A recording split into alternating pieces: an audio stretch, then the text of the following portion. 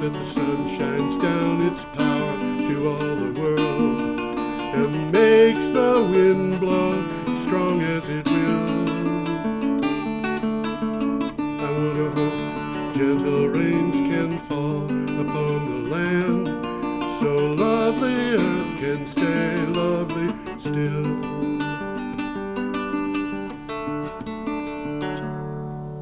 Hello, ladies and gentlemen. Welcome to the 415th edition of Energy Week with George Harvey, that is me, and the amazing Tom Fennell. In the flesh. In the flesh. I knew you were going to say that, Tom. I knew it. I knew I must be psychic. You're welcome. Yeah. Today is the 22nd of April, and we're starting our discussion of the energy and climate change news on Thursday, April 15th. And we'll have items that come from my blog, geoharvey.com. And when people get onto this show from whatever source, BCTV or YouTube or whatever, there should be links that you can get to see the place where we assemble all these things. So you can click there. You can go to the blog, geoharvey.com, and you can click on the calendar for the date, and then from there go to the item. There's usually about 15 items to choose from on each day. Some of them are well worth looking at. Matter of fact, one of them we're going to talk about today is almost mandatory. Which one is that, Tom? I don't know what I'll tell you when I get to it. Fair enough. There are some that are really good here. And then, of course, you in most places where you would see this, you can download the actual file we're working from. So it comes up for next Monday, I believe. It's a woman talking issue. What's that? The labor secretary. Oh, the labor secretary. Yeah. Well, there's other stuff, too. Should we just go then? Yeah, might as well get started. Our first item is about seaweed. There it is, seaweed. Well, we got a picture there of what they call in Ireland dillis or dulse, depending upon where you are. Okay.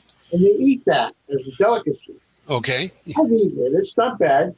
I had, I think it was nori a few days ago in my breakfast. Okay. It's this fish. You don't eat this dried. You eat this regular, but it's sort of like a salad. Yeah.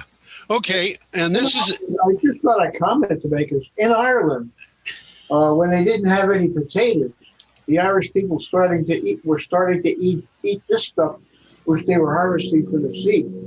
Yeah. And those British people looking after their welfare made that illegal. Made it illegal. Yeah. That sounds like the I forget what organization it was, but it was a big organization, and they wanted to make it illegal to capture rainwater in Ecuador so they could charge people for the water they used. Wow. I mean, this is we're talking about. Next thing you know, they'll be talking about putting a price on air you breathe. This item is from BBC, by the way. Do you have a? Yeah, this is a long and interesting article. It's a great article. It really is. It's good. There's a quote in there. If we use the infrastructure we have in the ocean and created seaweed islands, we would actually eliminate a lot of the climate changes we have today. Absolutely. And it goes on to say algae could replace plastic packaging and common animal feed such as corn. Yes, absolutely. Now, we haven't got this the title to this article properly read, Tom. Do you want to read that, or should I? We understood power of seaweed. Yeah, Pia Winberg, a marine ecologist at the University of Wollongong, and just from the name, that's got to be in Australia, spent decades studying seaweed. She believes seaweed's fast growth rate and ability to absorb vast amounts of carbon dioxide can help fight climate change, deacidify the oceans, and change the way we farm, not only on the oceans, but on land. And there's just fascinating stuff here about the amount of protein you can get out of seaweed, the fact that if you feed certain kinds of seaweed to cattle, the cattle methane emissions decline. Yes, they mentioned that. Huge. And the cows like it. Yeah, and the cows like it. There you go. It's interesting because kelp grows up to 2 feet a day. Yeah. What does that? There are other plants that grow that fast, by the way. I had a plant biology teacher when I was in college who had a picture of work that he was doing in Panama during the Second World War. And he showed a picture of his cabin, and next to it was bamboo that was 120 feet tall. Bamboo grows fast. And he said he had planted that bamboo something like 3 months earlier. Wow. Yeah, he said it grew at 2 feet a day, and it just did it. You know, it grew an inch an hour, day and night. Okay. You can almost see it growing, kid. Yeah, I would guess. Okay, we're going to go to our next one. This is a picture of Rhode Island, and this is from Yahoo Finance. What's that? Looks like a lighthouse to me. Well, it's a lighthouse on Rhode Island. That's a tiny little island.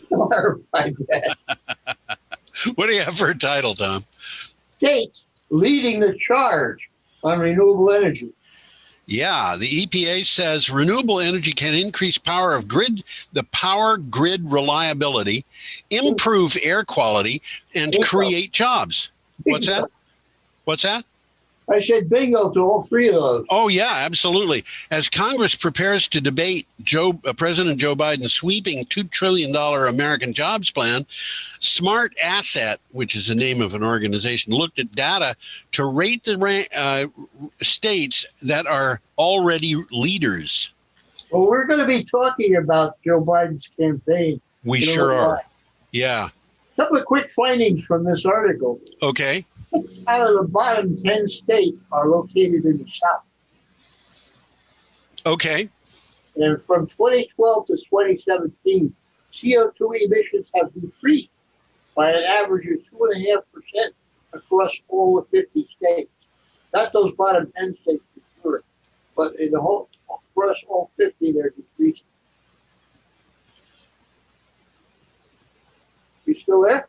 I'm hearing it with difficulty, Tom. I think that your microphone might not be picking up all that well. Could you say that again?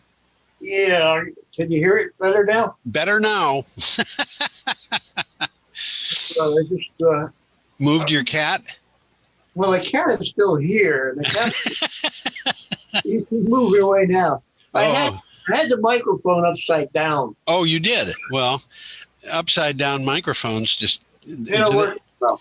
They don't work as well? Do they record you backwards? If I'm not very careful.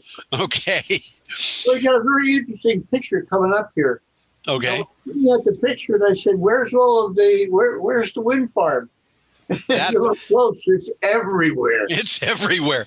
This is an actual wind farm, and you can see the coast in the background.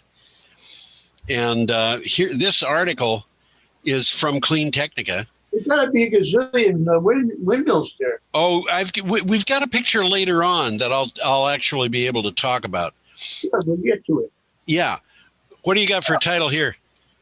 30 gigawatts, U.S. offshore wind target to support 77,000 jobs. Now think about that. Yes. A gigawatt is a bigawatt. Yeah, this is 30 of them. There's 30 of them. Secretary of Energy Jennifer M. Granholm, who we will see a picture of later on. We'll talk about her later. Yeah, joined the Secretaries of Interior and Commerce at the White House to announce a goal to deploy 30 gigawatts of offshore wind by 2030. About 77,000 jobs will be created, and the wind farms will generate electricity for over 10 million homes. Well, 77,000 jobs, a lot of them come from manufacturing plants for turbine components and new ships to install the turbines. Yeah, a lot of them are land-based jobs. Second-order consequences, I guess you'd say. Yes. But these are all jobs. You know, you could have jobs supporting wind farms that are going up in West Virginia. Well, they don't have to be. It's happening. I think we're going to even mention that. Yep. Anyhow, this is a pathway to deploy. This is their goal: 110 gigawatts or more of offshore wind by 2050. Yeah. And that's a lot. A lot of electricity that would be generating. Okay, should we move on? Yeah, we got an interesting picture of a guy on a crazy looking boat. Yeah, this is a rowboat, and you can see, well, not only does he have a rear view mirror, he also has oars. So it is a rowboat. And then you can see on the stern of that thing, there's also a solar panel. Absolutely. Now, And this, he has rowed that boat across the Atlantic. and this is from ESI Africa. So what do you have for a title? Energy transition through the eyes of solo Atlantic voyager Zerk Botha. And that's a picture of Zerk. Zerk Botha. It is possible to meet all energy and water needs in a completely sustainable and renewable way. That's a quote. This was what Zerk Botha had to say after finishing a grueling 72-day transatlantic solo rowing voyage from Cape Town to Rio de Janeiro to raise awareness for climate change. I think that would be a bit more than I would like to undertake. Well, it's interesting. This guy's name is Botha, and the first prime minister of the Union of South Africa was also named Botha. Right, I remember that. I don't know if they're related or not. But he rode 10 hours a day for 4,500 miles. And he was shocked by how devoid of life the ocean seems to be. Oh, dear. Yeah, you remind me of Kontiki, where they were shocked to discover that there was a huge amount of life in the ocean, but there was also globs of oil floating around when that was done. Okay, let's move on. We have a picture here of a scientist at the National Research, what is it, NREL. And National Renewable Energy Lab. And I want to tell you a little story here. I know I've said this. I know I've said this before on this program, but it's been a long time. A long time ago, I'm talking about 5 years back, while I was doing my daily research, I came across a research paper about blondes and intelligence.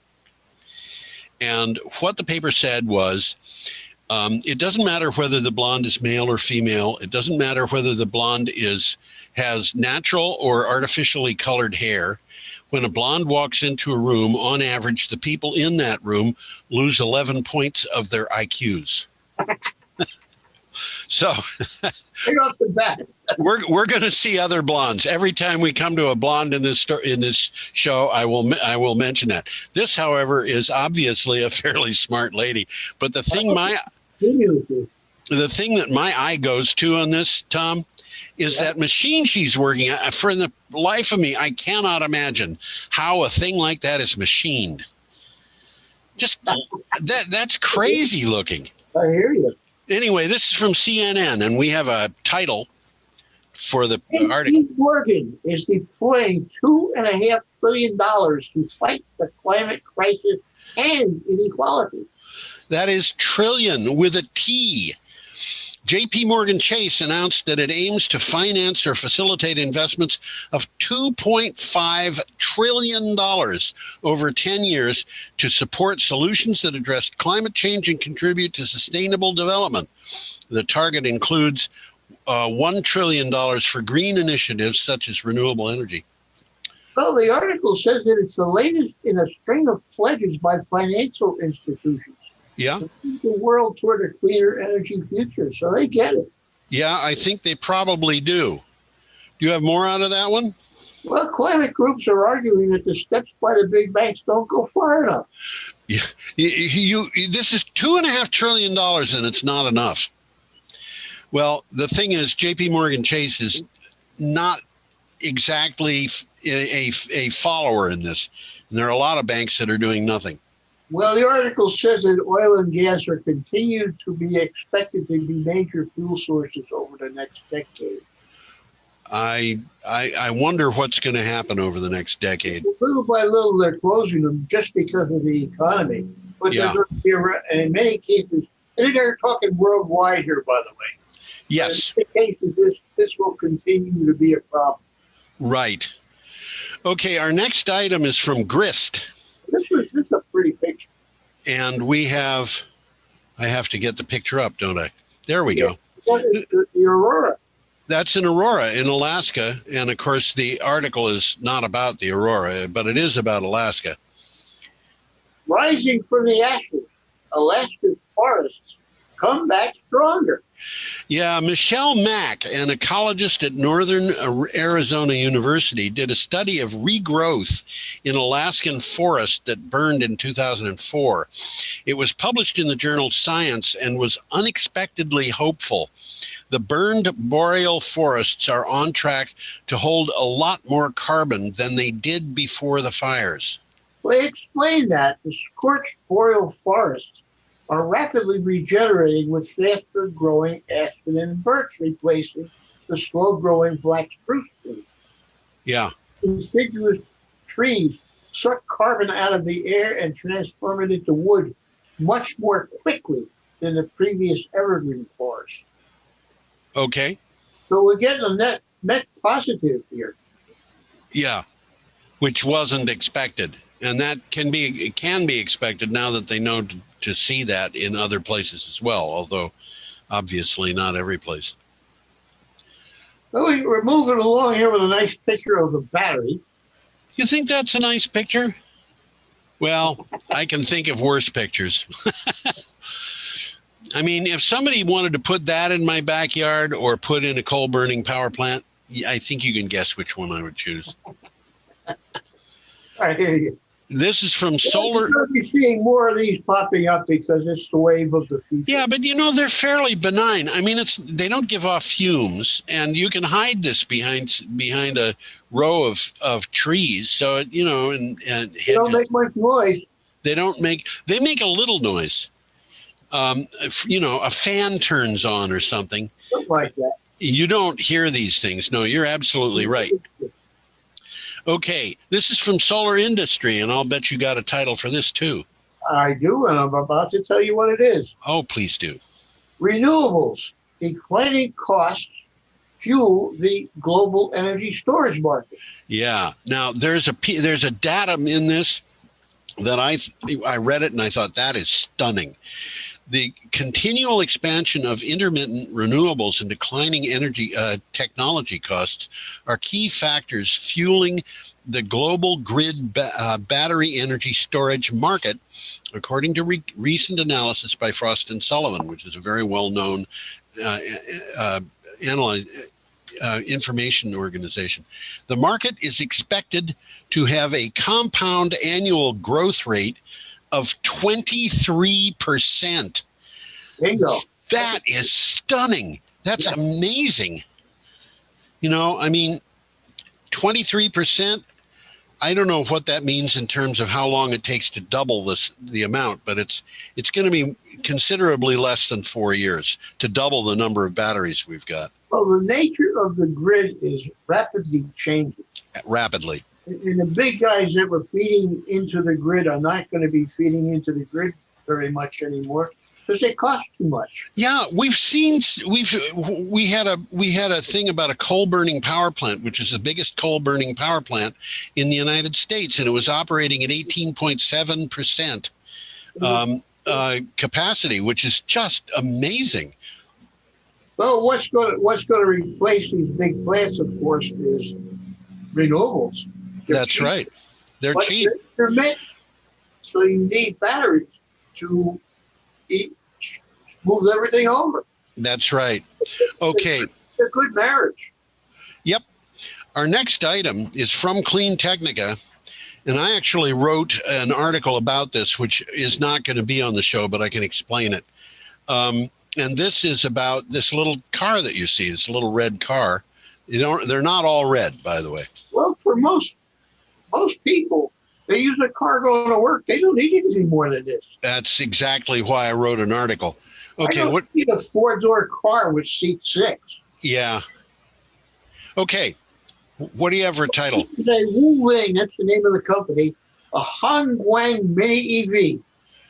And the title is the Wu Ling Hongguang Mini EV. Clever, huh?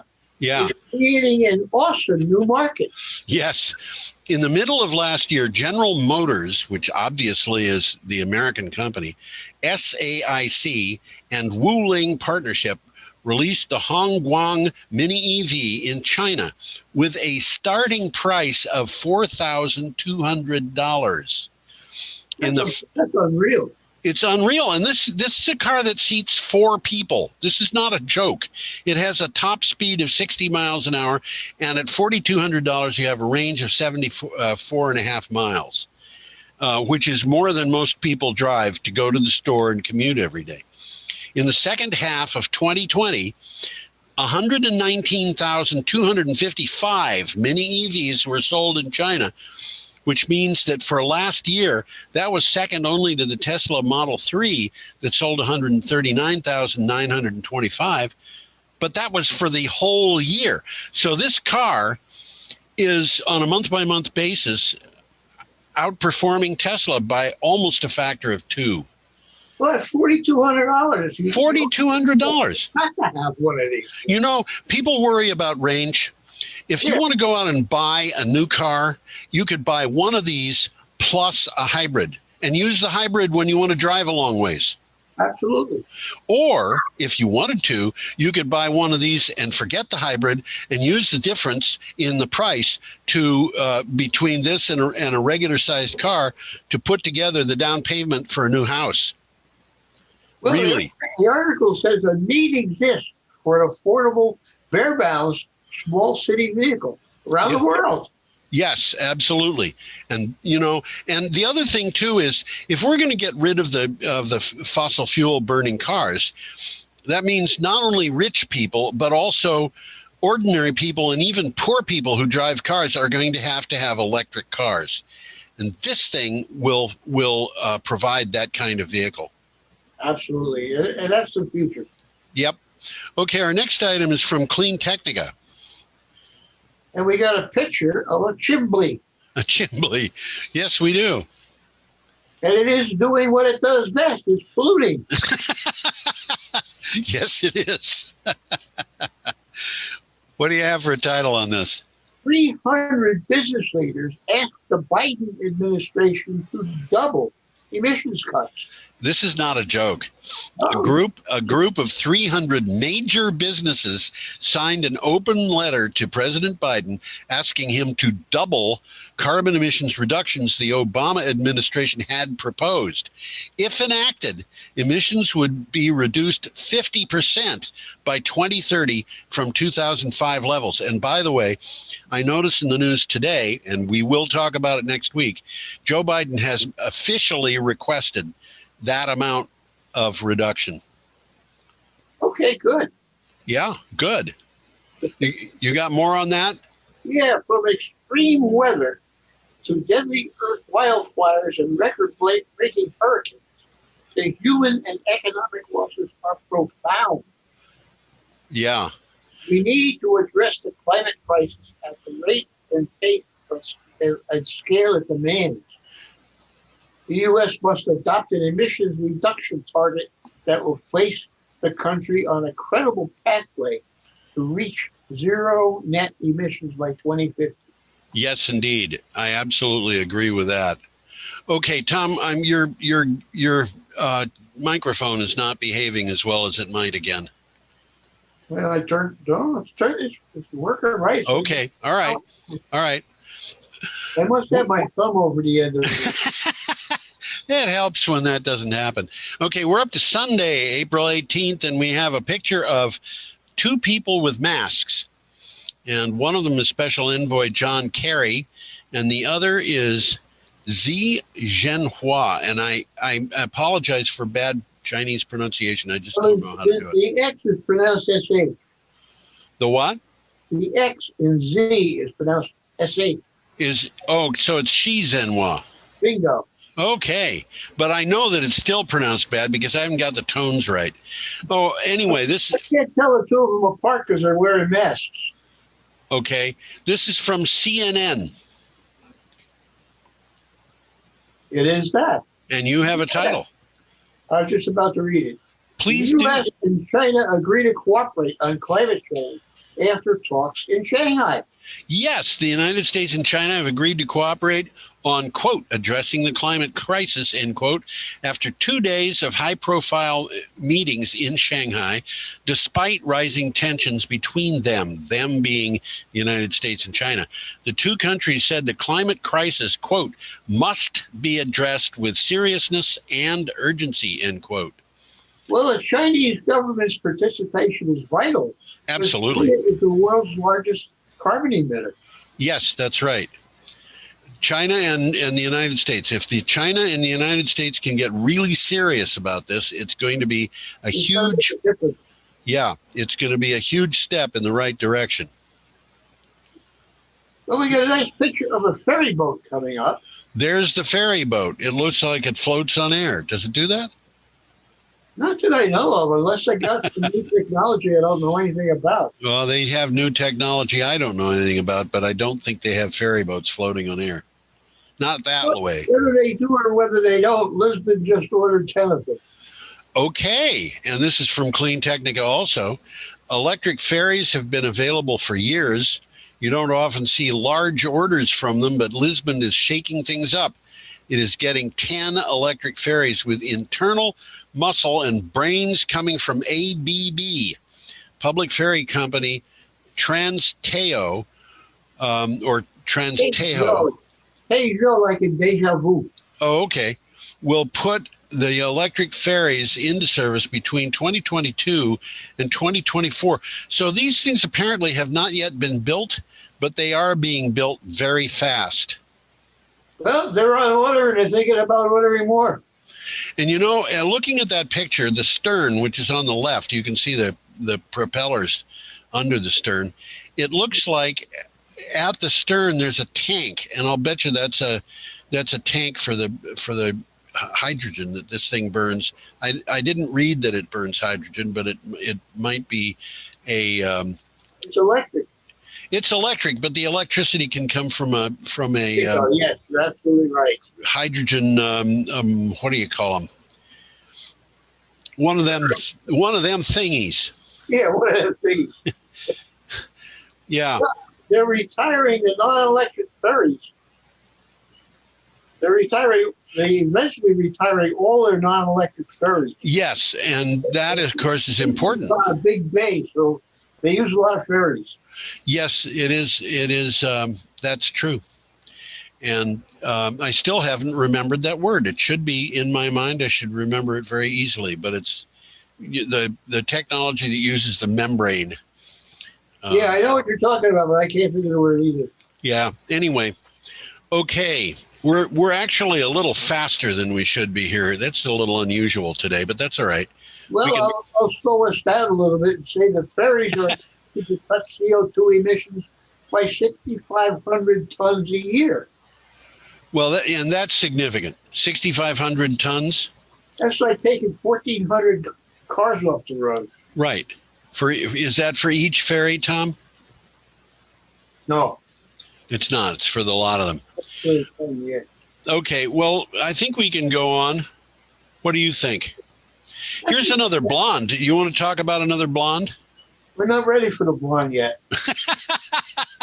She's coming up next after this one. What's that? She's coming up after the one we're going to talk about. We got Roscoe Wind here. Oh, we have Roscoe Wind. Oh, yes, indeed we do.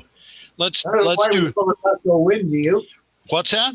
I don't know why it's called Roscoe Wind. Well, the big town that it's built around is the town of Roscoe, Texas. And you know, I've told a story many times about a woman that I talked to because I'd heard at meetings from people in Vermont. I know a guy who has a friend who lives near a wind farm, and he said that it keeps him awake at night, or stuff like that. And I thought, this is hearsay. This is nonsense. So I decided, okay, these wind farms. You talked about the wind turbine in the hospital parking lot? No, this is a different one, but that one, there is that one too. I decided I would call people out west where they have these big wind farms. This particular wind farm has 627 of these turbines. That's more than several. It's more than several. The wind farm is the size of a county. So there's got to be people living in it. I'm not talking about some guy living near a wind farm. I'm talking about people living in it. Yeah. So I said, okay, I'm going to call people and find out how they feel. So I called people. You can do this easily. I called the woman in the municipal building who answers the phone. I could call librarians, people in churches, whatever you want to do. And I called this woman. She worked in the municipal government, and she was a receptionist. And I said, I want to talk about how people feel about wind turbines. And she said, well, the town manager's out to lunch, but if you give me your number, he'll call you back. I said, I don't want to talk to him. He's got a political agenda. I want to talk to somebody who doesn't have one. How about you? Can I ask you, how do you feel about wind turbines? She said, all right. And I said, okay, how does it feel to live in a wind farm? And she said, oh, I never thought about the fact that we live in a wind farm. I suppose we do. Well, we like it. So that's my story about Roscoe. This is the wind farm where she lived. It's in this particular picture was in a town called Sweetwater, but the big town for the Roscoe wind farm is Roscoe. And this is from Inside Climate News. So what do you have for title, Tom? In response to outages, Texas politicians aim to penalize wind and solar. Absolutely. Though gas plants played a larger role in the February power crisis, Texas lawmakers, who, by the way, parenthetically, their campaign funds are paid for by the oil and gas industry. Okay, no. I don't know that for a fact in every case, but nevertheless, like that. Texas lawmakers are pushing bills to make wind and solar power plants pay for replacement power that would be ready if their plants underperform, along with grid balancing services. Now, they want to do this to wind and solar, but they don't want to do it to any other kind. So not coal, not natural gas. And it was natural gas that was the big problem. Well, this is politics. Yeah, it's politics. And we'll talk about it again. But the biggest problem is that renewables are lowering the cost of power. And they're selling power that's made by fossil fuels, and they're losing money. Yes. And they don't want to lose money. So what they want to do is hobble wind and solar so that they are going to underperform. And of course, what happened? First thing that happened was a couple of big companies said, you do that, we're not going to invest in Texas anymore. Good for them. Yeah, well, there you go. So do you have more on that one, Tom? It just says that hostility to wind and solar power is not new in a state at the epicenter of the U.S. oil and gas. Oh, absolutely. This has been a story that's been ongoing since solar and wind started to look like they might have a chance of being useful. Well, we got a good one coming up here. We do indeed. Another blonde. There she is. The Energy Secretary. And we've already talked about this. This is Secretary Granholm. Well, this is a very, very good article, worth looking at. There's a video, and the video is worth looking at too. Yes, indeed. Secretary Granholm shows the Biden administration is focused on electric vehicle matters that matter. Yep. Secretary Jennifer Granholm gets it. She went on a great rant. I got to say, she was funny on this rant. Yeah, I've got the rant, but it's going to take too long to read it. Yeah. About this in a recent MSNBC interview, she also touched on other clean tech and energy matters that are of critical importance. You can watch her in a video. I strongly recommend it. I think Tom does too. Get to this thing and watch her. This is, I realize that just the fact that she's blonde means that my IQ is 11 points lower than it would have otherwise been. But nevertheless, this is a smart lady. And she knows what she's talking about, which is why she's the energy secretary. And if I were president, I would tell her to wear a wig so that everybody stays smart. But aside, interesting point in this article. Yeah. Is there's no chance that there will be enough battery production globally in 2030 for 100% electric vehicle sales. You remember that car that we just looked at, the $4,200 car? That car has a battery that is only 1/6 of the size of a Tesla Model 3 battery. Well, So you could, technology is rapidly improving. yeah, but just if we didn't improve the technology, if we just adopt those cars where we want, to have a car that just does a job, we could get the same amount of vehicles on the road using 1/6 of the batteries. We don't need more batteries. We need better batteries. Yes, that's true. But the point that I'm making, Tom, is that we could have a lot of cars on the road. It's just a matter of how do you do the calculation? And, those little cars don't work as hard as the Teslas, so they don't use as much energy. So, we can get to the EVs. We really can if we get serious about how we're doing things. Well, I was thinking about that. I think I've just mentioned it. I don't see why I need a 6-passenger, 4-door sedan. Absolutely. I mean, most of the time, and it's way, most like 98%. Just me. Yeah.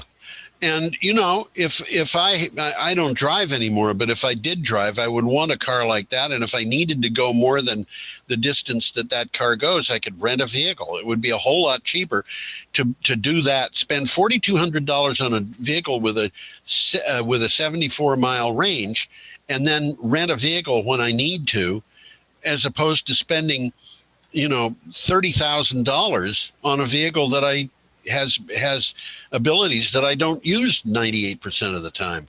Absolutely. Okay. And that applies to a lot of people. Yes, it does. Times the guy driving to work and there's nobody in that car but him. That's right. Okay. Our next item. The takeaway I want to just mention before do it. Move to the next one. Do it. Secretary Granholm highlighted that the Biden administration sees the challenge exactly for what it is and is laser focused on trying to use the opportunity to better the United States. Absolutely. It looks like Biden knows what's going on. I think Biden knows what's going on. I think Jennifer Granholm knows what's going on. She was, by the way, I think the governor of Michigan. I think she was, yes. And she is a very bright woman. We've got an administration that has some very bright people. And Kamala Harris obviously knows what's going on, too. In fact, my guess is that Joe Biden depends on her in a way that Barack Obama never depended on Joe Biden. But keep your eye on her. She's a smart lady. Kamala Harris, yes, she is. Very impressive. She could be the United States' first female president. She could be. And, I was kind of disappointed that it was. I would have rather seen that last election with Kamala Harris lead the ticket. But nevertheless, we need people who can act, and Joe Biden is the guy who's there. Okay, our next item. Should we go on to our next item? Let's move along. We got nice pictures coming up of the financial capital of the world. Yeah, but it says Wall Street, and I think that's southern Manhattan. Well, it is. Wall Street's only about 2 blocks away. I know. And the building on the left with power. Yeah. That's now the tallest building in Manhattan. Really? Okay. Well, if you take the tower of the Pinnacle off, it's not. Yeah. They added that, I think, just so that you could set a record. Well, but it's still a big building. Yes. And this, of course, looks like it was taken from the Statue of Liberty. Okay. It's a picture of downtown Manhattan, which is the financial capital of the world. Yep. What is the title for this? It comes from Clean Technica. How BlackRock and Vanguard can advance the net zero emissions movement. The movement toward Vanguard are two big guys. Okay. The movement toward net zero GHG, that's greenhouse gas emissions, is gaining traction, especially in finance. But to avoid the worst impacts of global warming, every organization in the field must have robust plans for shifting environmental investment portfolios to net zero by 2050 or sooner. Well, I just said, I'll say it again. BlackRock and Vanguard are the 2 largest asset managers on the planet. Right. They're big guys. Yes. And the initiative outlines key requirements for signatories' commitments to net zero. So you got some important people going along with this movement. Yes. Okay, our next item is from Renews, and we have a picture here of a wind turbine. Is that what that is? Yeah, and there's other wind turbines in the background. Yeah. Matter of fact, there's a lot of them there. There is a lot of them, but you know, it's kind of hard to see them. What do you have for title? Experts predict wind costs will tumble. Yes. Wow. Technology and commercial advancements are expected to continue to drive down the cost of wind energy, a survey indicated. The study by Lawrence Berkeley National Laboratory of 140 global wind power experts found cost reductions of 17 to 35% by 2035 and 37 to 49% by 2050 are on the cards. Well, we got bigger and more efficient turbines online. We do. And they got lower costs for them, lower capital and operating costs. Yep. And it says here that the cost for wind energy are half what experts predicted in a similar study in 2015. That wasn't very long ago. No, it wasn't that long ago. And my guess on the basis of that is that these figures they're getting of 17 to 35% by 2035 and 37 to 49% by 2050 are probably much too conservative. I would say they're on the low side. Yeah, we may have bigger reductions in price than that. Okay, we're up to Tuesday, April 20th, and we have Lake Mead, and you can notice how low it is. Yeah, that's quite a bathtub ring it's got, isn't it? Well, it certainly does. Well, the article says that the grim Colorado River shows the future of water restrictions here. Yeah, this is from Earther/Gizmodo. The West is dry and getting drier. The U.S. government predicts that Lake Mead's water level will fall below 1,075 feet, which is 328 meters, by June. And that is the level that triggers official government water shortage procedures for 7 states that get water from the Colorado River. So all of a sudden, this water is going to get rationed by the federal government. And I believe the federal government has the right to do that because of the clause in the Constitution that says only the federal government can regulate interstate trade. Well, the Lake Mead is created by the Hoover Dam. Yes, that also. I had forgotten that. Less water in the dam. They're getting less electric power out of it. Yes, right. If the dam weren't there wouldn't be any lake. That's right. And that's the Hoover Dam, which seems to me that when I was little, that was a pretty new piece of work. I've been there. It's a big damn dam. Yeah, I've seen pictures of it. It's big. The region is in the midst of a historic mega drought, brought on partly by climate change. Yes. Rising temperatures have cut into the snowpack that serves as crucial sources of water for the river. We've talked about that. We have indeed. And I think, honestly, one of the big things that's going to happen from science in the next 30 years is people are going to figure out how to deal with that so that the fact that the snowpack disappears doesn't mean that the water disappears. Well, they're coming at times where they're taking so much water out of the Colorado River that it stopped flowing, and the Mexicans are all upset about it. Yeah, they have been. But, you know, Tom, they have been since the 1940s. I remember my father, when I was about second grade, third grade, we're talking about 1953.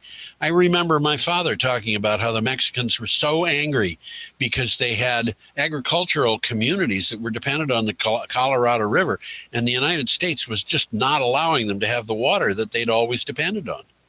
Well, the boundary between Arizona and New Mexico is this river. Yes. And they've been sucking water out of this river from that boundary.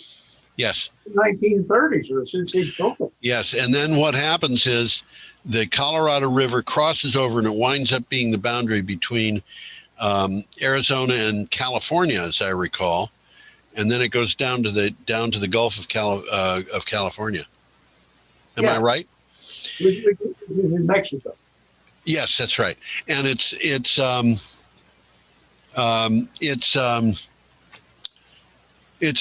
big deal for that was providing water for the Imperial Valley also.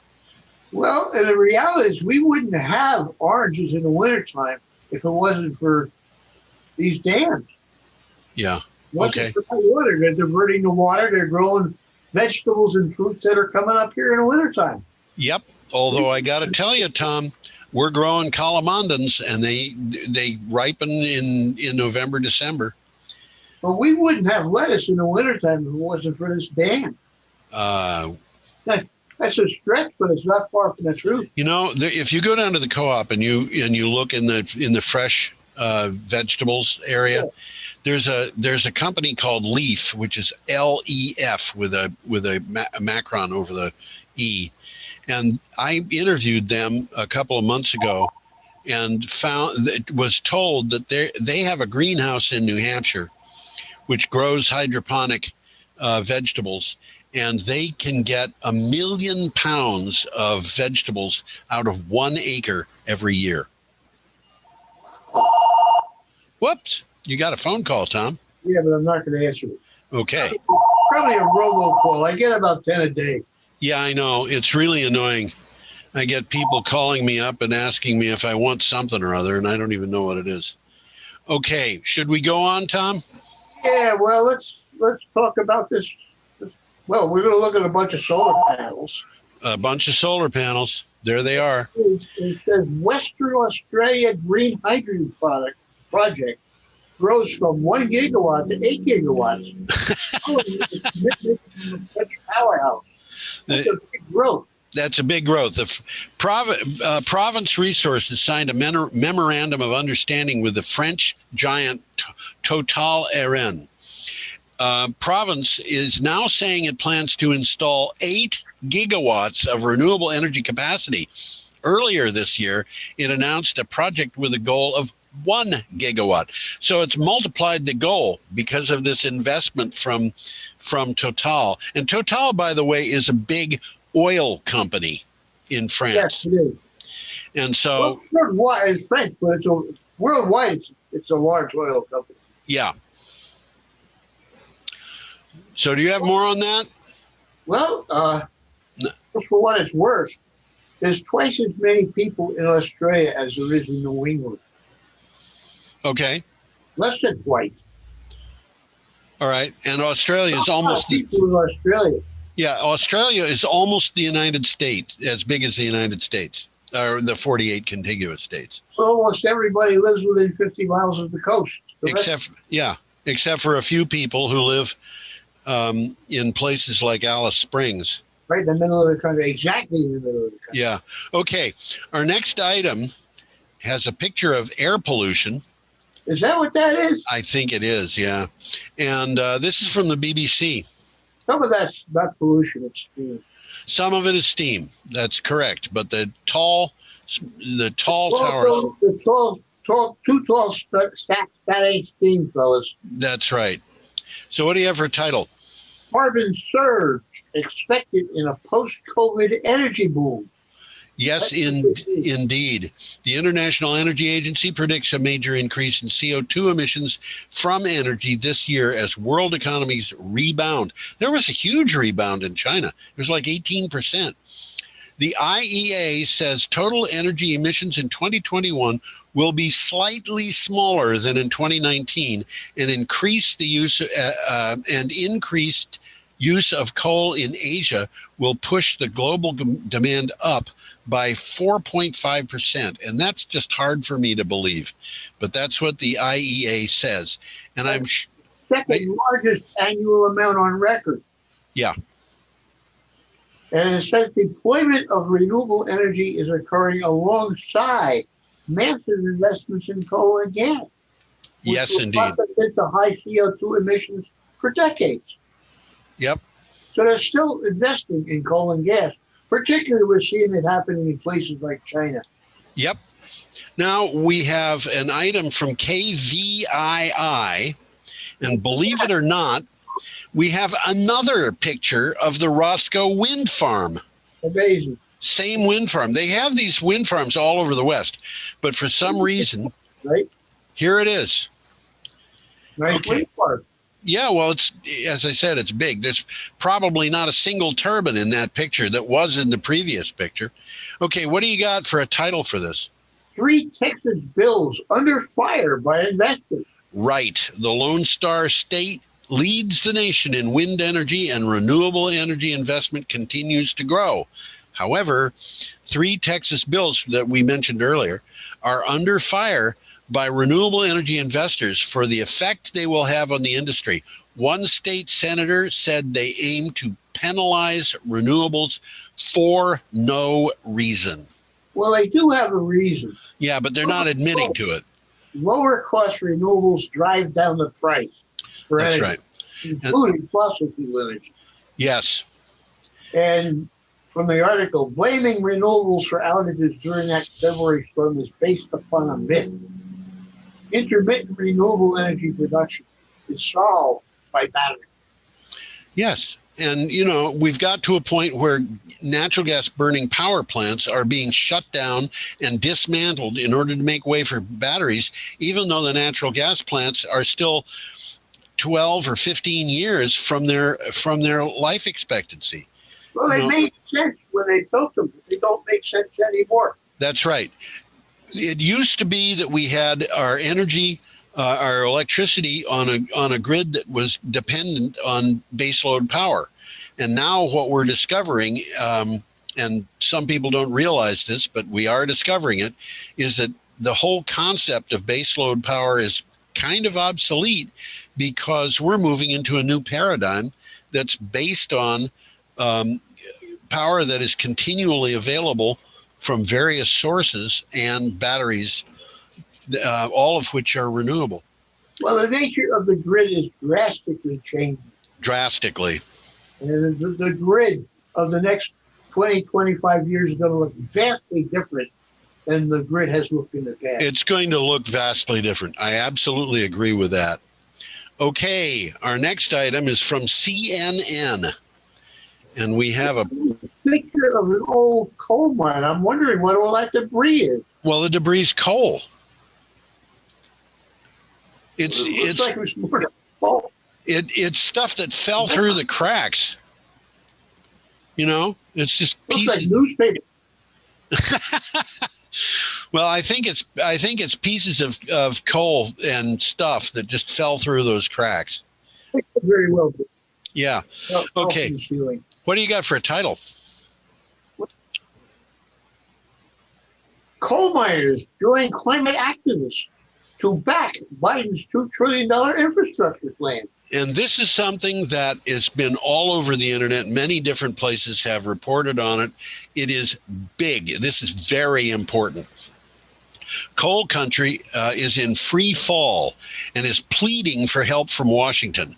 That's why the largest union in one of the dirtiest industries is broadly backing President Joe Biden's $2 trillion green infrastructure package, adding their efforts to support from the climate to support that has come from climate activists. So here you see the coal miners are joining in with the climate activists to say we want to shut down the coal industry and get our energy elsewhere. The one thing these coal miners want, they want to have like West Virginia. Yeah, coal miners are all out of work. Yes, and they want jobs. Yeah, coal miners are You're breaking up there, Tom. This jobs plan includes $100 million for retraining. Yeah, these guys need work. They need work, and they know the coal mines are not going to come back. Tom, you're not coming through very well. Yeah. They know that they need to. I was talking. They know that they need jobs. They know that they need jobs, and they are are trying to get the jobs. And what has happened is they said, we'll support your plan, but we need the jobs. And the Biden administration had already said, we've got this plan, but we need to let the coal miners know, and the people who work in the oil industry know, that they're not going to be left behind. They've already said that. Well, that's what this article is really all about. Yep, it is. So do you want to go to our last article here? We have another. Who's that guy? He's another blonde. Every time he walks into every time he walks into a room, everybody in the room gets stupid.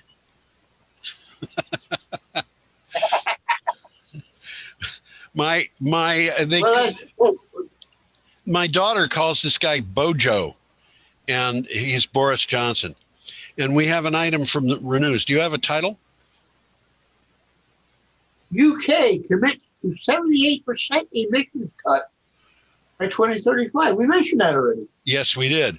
The UK government is, but this is making it formal. The UK government is and includes some other stuff that's important. The UK government is planning to set the world's most ambitious climate change target into law to reduce emissions by 78% by 2035 compared to 1990 levels. It announced the carbon budget will even incorporate the UK's share of international aviation and shipping emissions. So they're getting really serious about this. Well, the UK is continuing to break records in renewable energy generation. Absolutely. It has more than quadrupled in 2010. And low carbon electricity overall constitutes half of total generation. Yep. And you know what? If this guy with intentionally messy hair can do the job, then I will let him have intentionally messy hair. How about that? I wouldn't complain. Okay, we are coming up on the end of our show, and no, we don't have any more articles. We don't have any more articles. So, have you got anything more to say on this show? I can tell you that we've got the Joe Biden's climate conference that he was having with world leaders. Went underway today, and he did promise that the United States would reduce its emissions 50% by 2030. Well, he knows what's going on. He knows what's going on, and it looks like he's going to do something about it. Yes, and it does look like he's going to do something about it. And I think that, the tensions that we have with China, for example, might decline because the Chinese have been looking for the United States to take a leadership role in this instead of being, the country that was in the most denial of any on earth. And well, back about 30 or 40 years ago, manufacturers found out that they could stop making things in the United States because they could buy them from China cheaper and sell them and make more money. Yeah. And that's coming back to bite them now. That's right. And the Chinese, by the way, are doing the same thing. They're outsourcing their things that they can't make money on to Vietnam and places like that. So anyway. So it's going to come back in. We are at the end of the show, and we have to say to everybody, have a perfectly lovely week. And I can guarantee to you, I am waving, and so is Tom. Absolutely. So we hope to have you back to the show next week. And in the meantime, as we said, have a perfectly lovely week. Bye-bye.